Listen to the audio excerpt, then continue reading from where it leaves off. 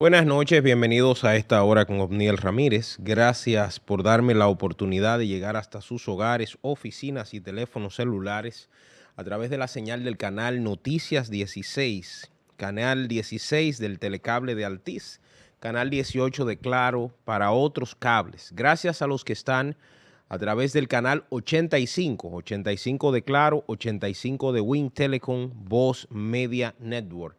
Es un honor contar con todos los que en este momento están entrando a mi canal de YouTube de Primera Mano RD. De Primera Mano RD es un canal que hemos creado en YouTube con la finalidad de colocar entrevistas, comentarios y análisis que hacemos todas las noches de lunes a viernes de 8 a 9 de la noche. Hoy es miércoles 7 de agosto del año 2024 y aquí estamos como de costumbre, con todo menos con miedo. Miren, un país para desarrollarse necesita muchos aspectos. Uno de ellos tiene que ver con que sus ciudadanos vivan con mayor dignidad. Otro aspecto que marca el desarrollo es que la economía esté caminando. Otro más implica, lógicamente, que tenga un sistema de infraestructuras que pueda garantizar que el que invierte en ese país, pues, recupere su dinero. Nosotros, como país, tenemos 63 años de vida democrática. Desde que inició el gobierno de Balaguer en 1966 a la época, he narrado en múltiples ocasiones que han pasado muchos gobiernos, algunos demócratas, otros autoritarios, otros o esto por aquí, pero ha habido toda clase de gobiernos. Y desde que la historia moderna republicana empezó, nosotros hemos estado luchando con un mal que parece que no ha habido quien tenga la visión, el entendimiento y la comprensión de cómo enfrentar ese mal. Y estoy hablando de los apagones, de la falta de energía eléctrica. En una ocasión, el ingeniero Julio Sauri, quien fue director de la Corporación de Empresas Eléctricas, dijo que los apagones se producían nada más y nada menos porque los muchachos volaban la chichigua y las chichiguas se quedaban pegadas en los alambres y como se quedaban pegadas, producían apagones. Oigan qué disparate más grande. En 1996, cuando llega Temístocles Montaz como nuevo director de CDE en ese momento, dijo que resolvería en un año el tema de los odiosos apagones. ¿Cuántos años han pasado del 96 aquí? Y no se resolvió el tema eléctrico. Escuchamos a Danilo Medina decir que la solución al problema del sector eléctrico era la construcción de una termoeléctrica, de una planta eléctrica gigante que se llamaría Punta Catalina. No solo dijo que se resolverían los apagones, sino también que tendríamos una tarifa eléctrica mucho más económica. Ni ocurrió una ni ocurrió la otra. Pero aún, cuando en un momento determinado los teóricos de inventar de aquí para allá decidieron crear las famosas distribuidoras, las distribuidoras de electricidad de norte, de sur y de este, y colocaron a un grupo de extranjeros a dirigir esa vaina, que al final se robaron ese dinero y colocaron al país en una peor situación en el sistema eléctrico. Ha habido toda clase de teorías y no hay una respuesta satisfactoria porque continuamos sufriendo todos los días con el mismo problema de los apagones. Pero si hay algo que debo decir, que uno de los protagonistas del disparate que hemos vivido en los últimos 30 años en el sector eléctrico es el señor Celso Marrancini. Celso Marrancini es un empresario que parece que desde su posición primero en el Consejo Nacional de la Empresa Privada y luego al llegar en la Asociación de Industrias de la República Dominicana, ha tenido mucha influencia. Tanta influencia que tuvo la suerte en el gobierno de Leonel Fernández de ser vicepresidente ejecutivo de CDE.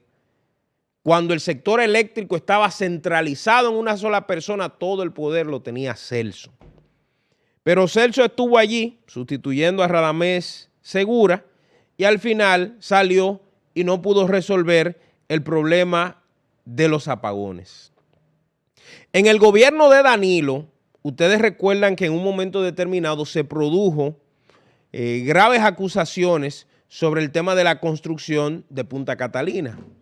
Max Puig, quien es funcionario de este gobierno, me dijo en una entrevista que está por ahí, que Punta Catalina tenía una sobrevaloración de cerca de 500 millones de dólares y que eso debía llevar a que el expresidente Danilo Medina fuera a la cárcel.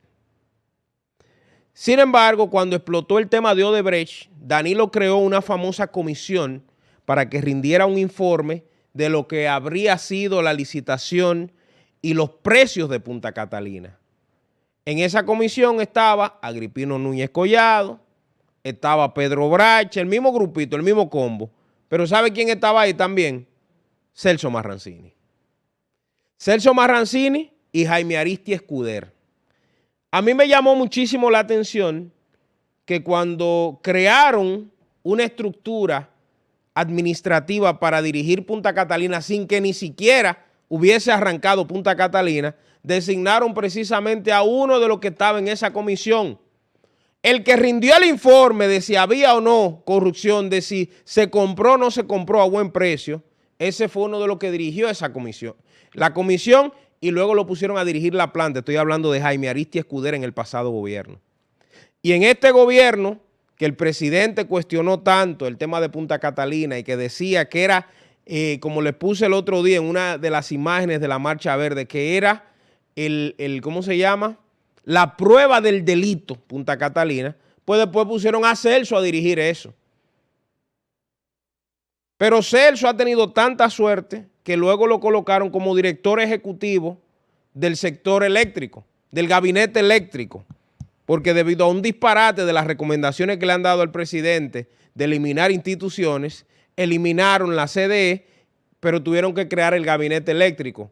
El presidente de ese gabinete eléctrico era en un momento Lisandro Macarrulla y el director ejecutivo Celso Marrancini. O sea, dos empresarios con interés en el sector. Seguimos. Luego, el presidente crea o consolida o le da fuerza a un comité que es el que administra las distribuidoras. O sea, los jefes de norte, de sur y de este. Y designa en esa comisión a Celso Marrancini. Él da unas declaraciones el día de hoy, por eso lo estoy mencionando, sobre el tema del sector eléctrico. Y dice que todo el que deba le van a cobrar, que no importa a quién sea que deba, que le van a cobrar. Y debo decir que esas declaraciones del señor Marrancini lo que me dieron fue risa. ¿Por qué?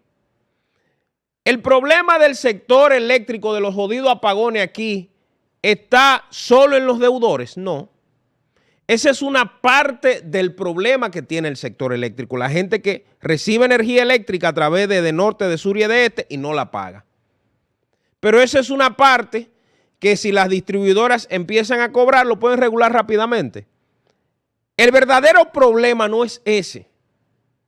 El verdadero problema son los cerca de 1.500 millones de dólares que se dice que se invertirán este año en el subsidio eléctrico.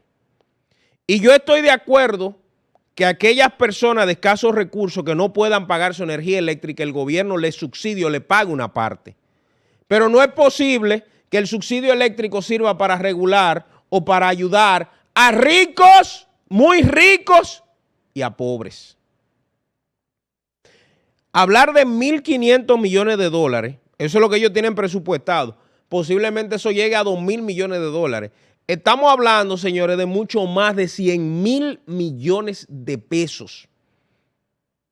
Ahora, ¿cuál es el problema? Que muchos de los que están siendo beneficiados con el subsidio eléctrico pueden perfectamente pagar la energía eléctrica. Ahora, ¿por qué no marcharle a ellos? ¿Por qué no marcharle a los del subsidio y desmontarlo. Ahora el presidente anda hablando de que una de sus propuestas en la reforma constitucional es nada más y nada menos que reducir la cantidad de diputados. Dice que la reducción de diputados equivaldría a cerca de 1.000 millones de pesos de ahorro. Y yo digo, y 1.000 millones de pesos es mucho con relación a los 1.500 millones de dólares que votamos en el zafacón eléctrico. Señores, si hay algo complejo que hay que estudiar y que la sociedad debió pedir explicaciones, es precisamente el tema del sector eléctrico, el tema del subsidio. Si hay algo que debió estudiarse, analizarse, visualizarse y darle las soluciones que se esperaban, es eso.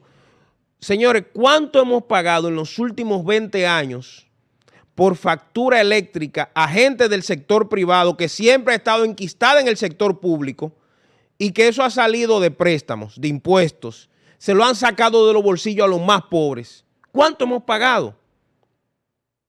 Y podríamos decir que 30, 40 años después el sector eléctrico es mucho mejor. No.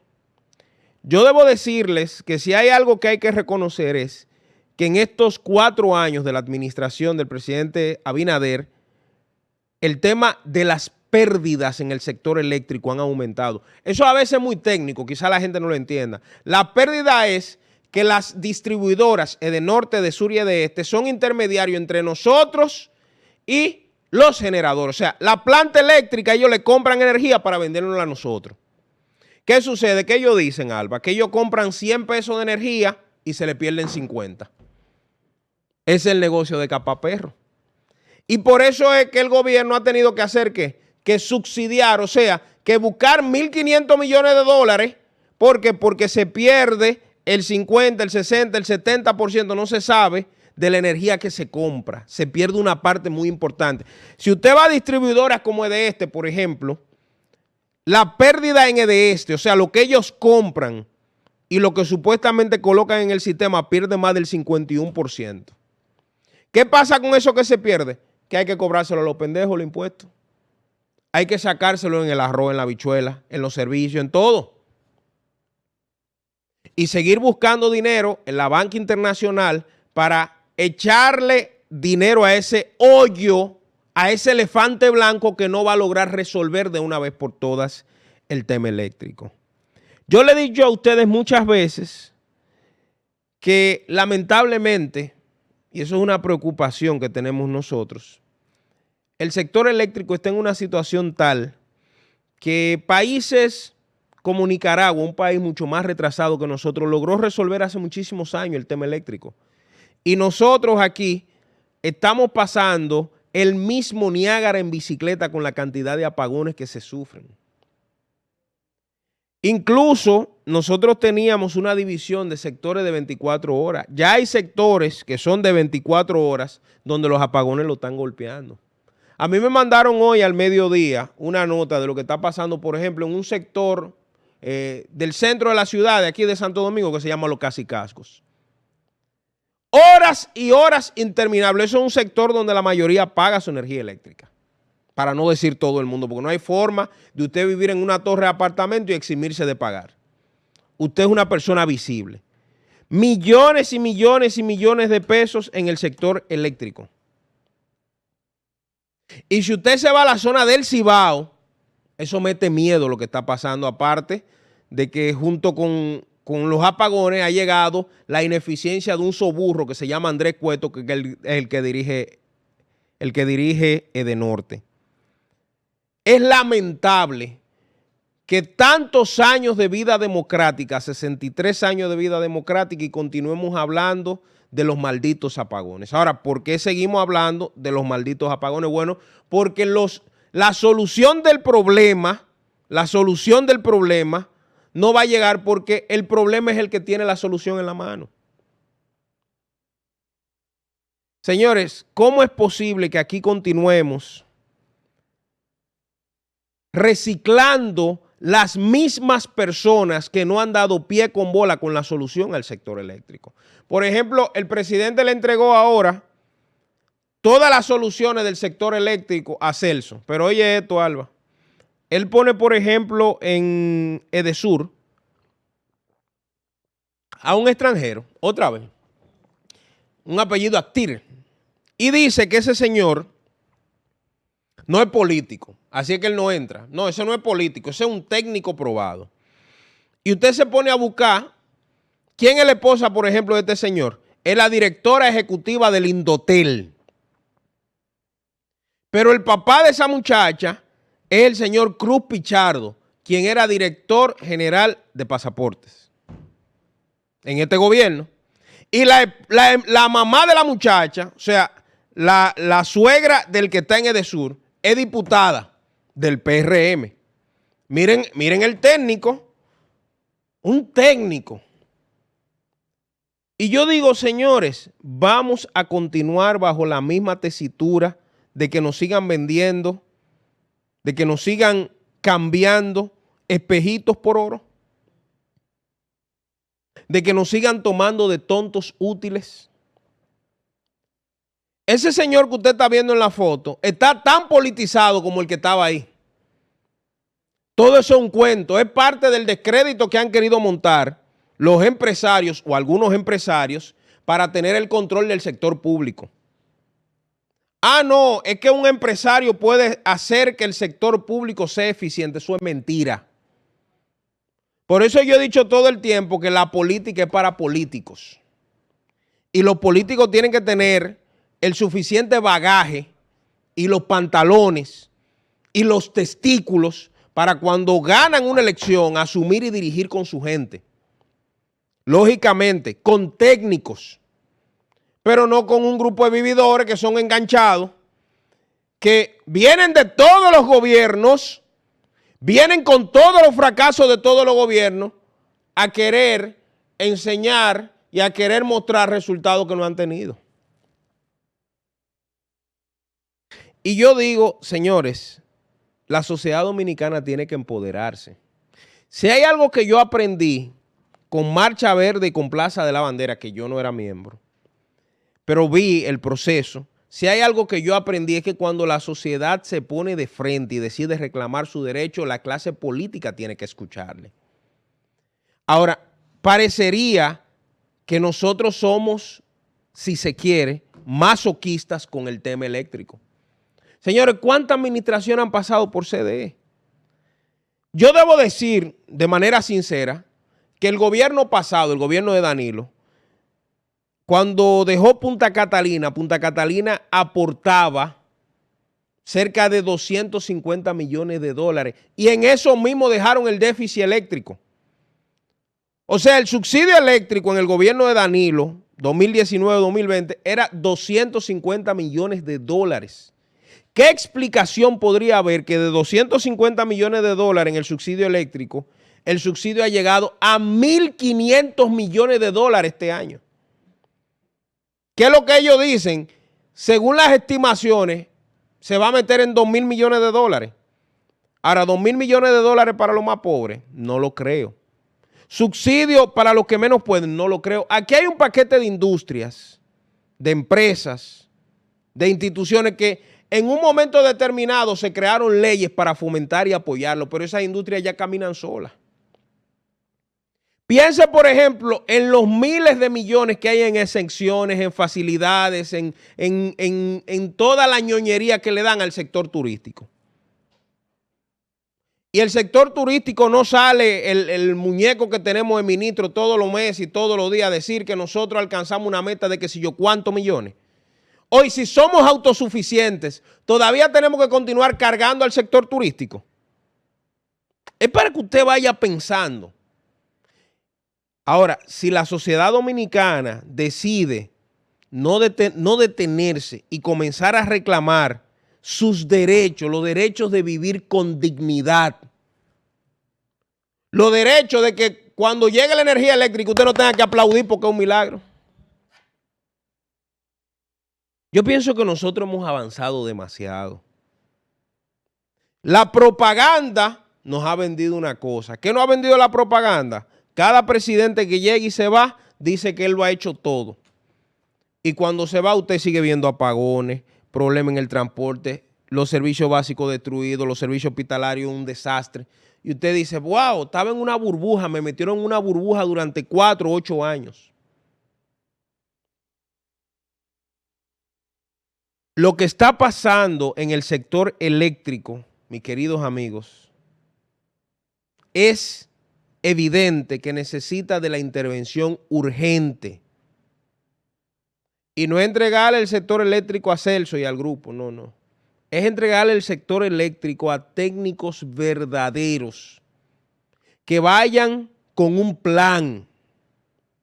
Yo me he preguntado en los últimos meses, al ver los resultados y los tantos apagones que la tarifa sigue así, yo me pregunto si ese era el plan que había en la campaña. ¿Cuál era el plan para resolver el tema eléctrico? Yo le mandé, Ángel, ponme ahí la fotografía, porque a veces parece que lo que se está es improvisando y haciendo mucha tontería. Mire, en la campaña, cuando esta señora era diputada, la actual ministra de Interior y Policía, eso fue, Alba, el 24 de julio de 2020. Farideh Raful se paró en el Congreso cuando ella era diputada y explicó su proyecto de que eliminaran 57 instituciones. Eso eran parte de los disparates que se dijeron en campaña. El Estado, no, vino esta muchacha, se inventó, quién sabe, no durmió bien y soltó esa vaina. Hay que eliminar 57 instituciones. Una de las instituciones que se fueron de paro, ¿tú sabes cuál fue?